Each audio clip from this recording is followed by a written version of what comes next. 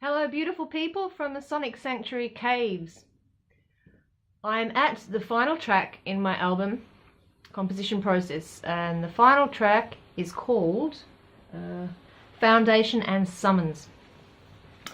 It's Oma's call to people to unite, to come together and to commit to be a root race guardian, which is a person who is committed to the protection of life on Earth, someone who's willing to answer the call. Anyway, the album goes through a lot of interesting territory. My theory skills aren't that good, so I can't really even tell you exactly what the keys are. But I have, where's my dough? We have a lot of modal twists in there. Bringing in that sort of real sense of otherworldliness. Like, I really love modes. They have a beautiful way of creating space. The album starts in sort of G tonality. Then it goes on a little journey, and I'm at the point now where I have to bring it back, and I'm trying to thematically link it together. I'm trying to unify the tonal aspects that I've used within it. I do have all the same instrumentation palette, except with the track Journeys Through the Timeline, which I'm more than likely going to re-record the voice for. That was a track off Atmospherica, my second album, but it's very much part of Oma's story because it goes back to 10,000 BC and talks about life in the last ice age, basically, and how you would freeze to death without the presence of another body by your side. And so Oma's mythology, Oma's story is very much based around the last ice age. It's an interesting work, and I've been calling it musical mythology because it's connecting into this larger story, this mythos that is present, and dealing with threads of myth and universal story from different cultures around the world. So in I Am Song of the Earth, some of the imagery that I tapped into was the ocean mother in the form of a turtle. So the idea in that was that this spirit came from beyond, from the heavenly realms to Earth through the oceans, and then transmigrated into human form and became a human and had journeys around the Earth over time. And the other animals that were in that, which are very dear to me, of course, is the elephant. I would have loved it to have been a woolly mammoth, but of course I can't portray a woolly mammoth because we don't have them anymore. That's a creature that was wiped out in the last ice age. That's actually what I have in my little thing here, some woolly mammoth tusk from Siberia. And the other one was the eagle, of course, which is very sacred to many cultures all around the world. The one in the clip was the bald eagle. What I've got native to me around this area here is the wedge-tailed eagle, which is a creator being in Aboriginal mythology called Wunjil. And I've been learning some really interesting Dreamtime stories from some Aboriginal friends about mine, about my local area, which is really nice. So we have the turtle mythos. We have the idea of survivors of the great flood that comes into the story, and that comes into the story on, gee, what track is it? Either The Age Before or Only Stories Remained. And there's a little song in there where Oma talks about the event that happened, or one of the events that happened, that led to the decimation of the previous age that we lived in, this age of grand sort of high civilization, and how everything was wiped out. And part of the influencing story for that came from a fellow called Graham Hancock, who is an amazing writer and researcher, and he has found evidence in I think it's the North American continental plate, or it might be further north, it might be the Alaskan, I'm not sure. Anyway, his research unearthed geological evidence for major cataclysmic sort of geological events that occurred 9,000, maybe 11 to 9,000 BC, something like that. Don't quote the numbers, you'll have to look into it myself. He's on YouTube talking about it with his book Fingerprints of the Gods. I think it's Fingerprints of the Gods, or that might be another one. Anyway, his idea is that well, it's proven that there was a series of asteroid strikes which came into our system over periods of hundreds of years, impacting on different places around the world and causing major cataclysms.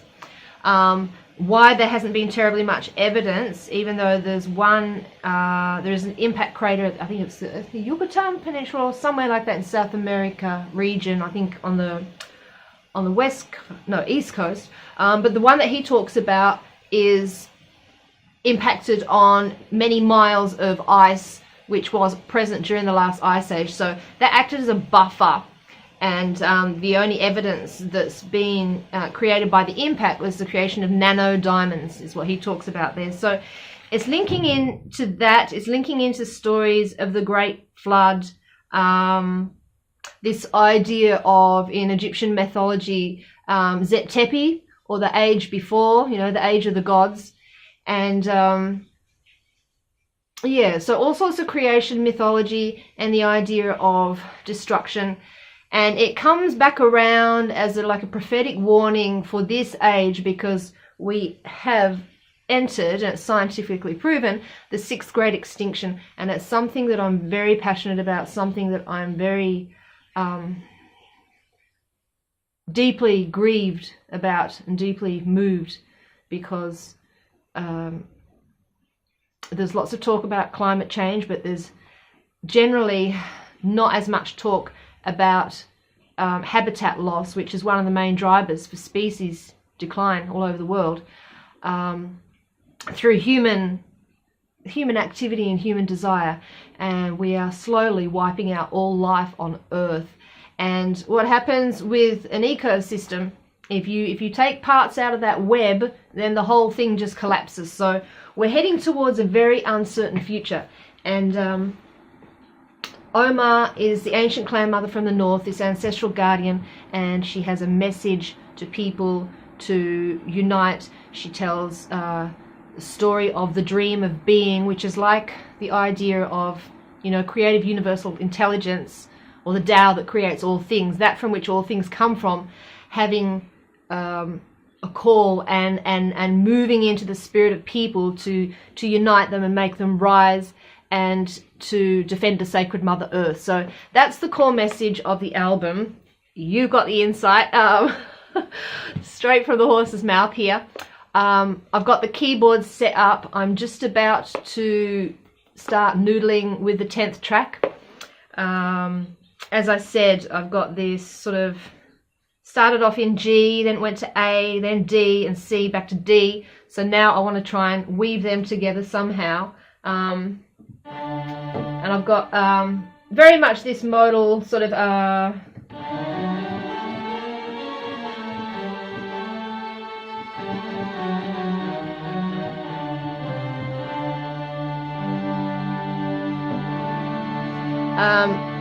feel, and you could say it's Middle Eastern, but it's modal. So it's bringing that beauty of the exotic, of the otherworldly to bear, which is what it has to be.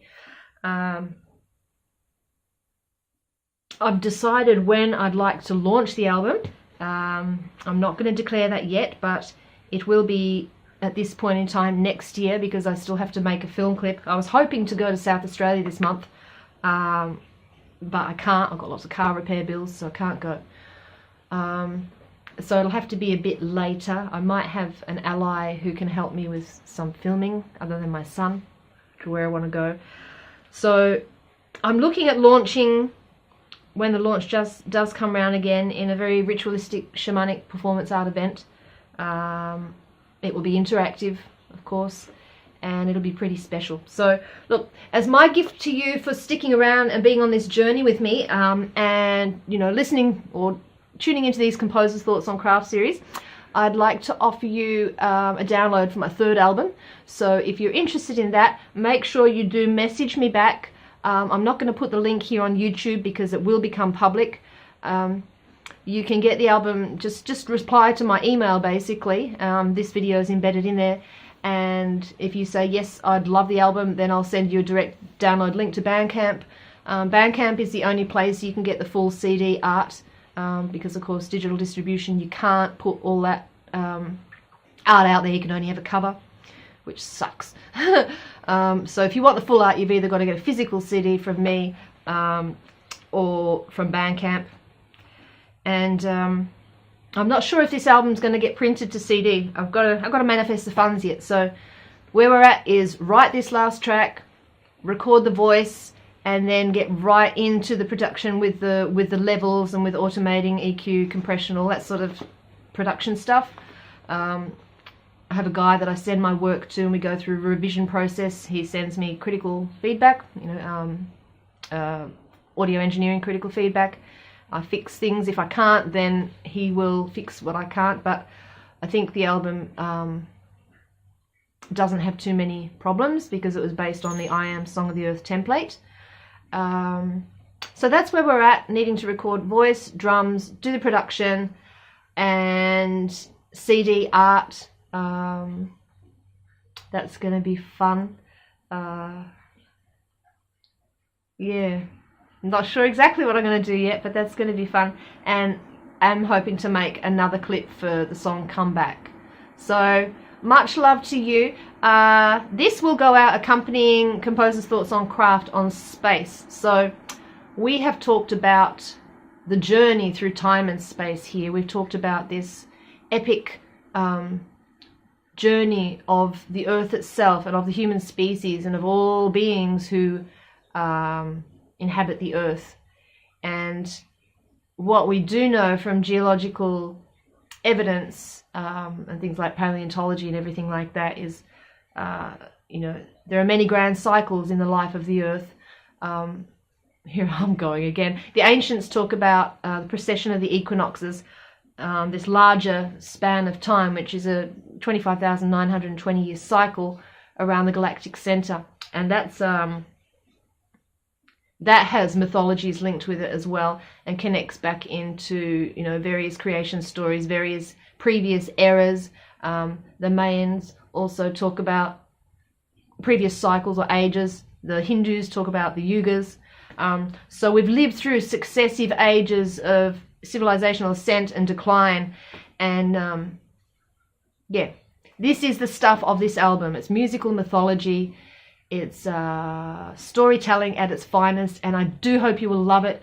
I may do a crowdfund. If I do, I would so love your help. I so appreciate you being here on this journey with me and taking the time to watch these videos if you have, because I know there's not many of you who've actually been tuning in. So much love. As my thanks to you, please receive my Contemplating Buddha album, and I look forward to hearing from you. Please do write back to me. Much love. Okay. Now it's keyboard composition time. See ya.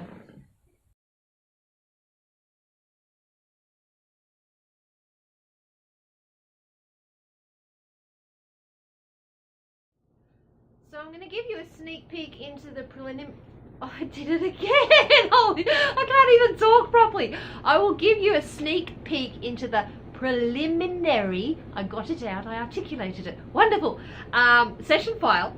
And my thoughts. So when I was in the shower, I was mucking around with the tonality of what I played you just going out before, the modal stuff, and I'm definitely going to do a bit of that sort of call, almost like, not quite call to prayer like, but that same sort of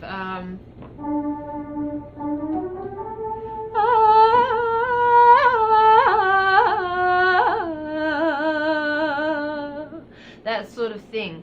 I'll go right down into my deep voice and I'll take it up, and it's going to be some of that in the track. We have some spatial choir. I haven't made them spatial yet. Electro classical, yes, electro orchestral. There's going to be some drone.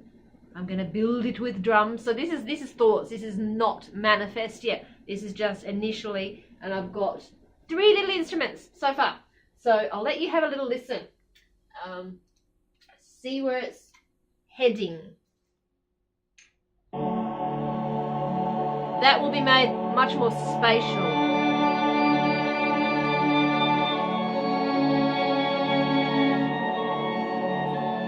So just imagine taking your mind through space and time, back.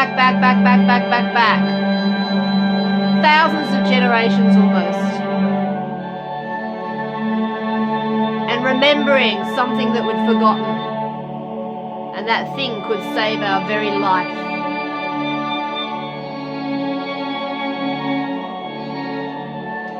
But it's also the realization that these cycles come round and there's really nothing that can be done. It's just the way it is.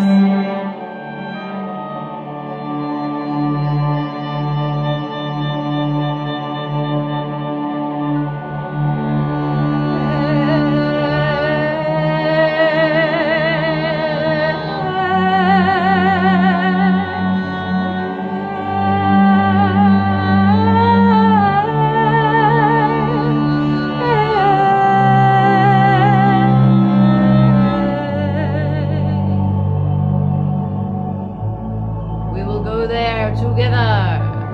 Rise, root race guardians, rise.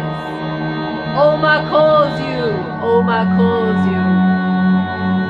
The foundation and summons to rise. See you later when the album's finished. Stop. Fuck. Stop.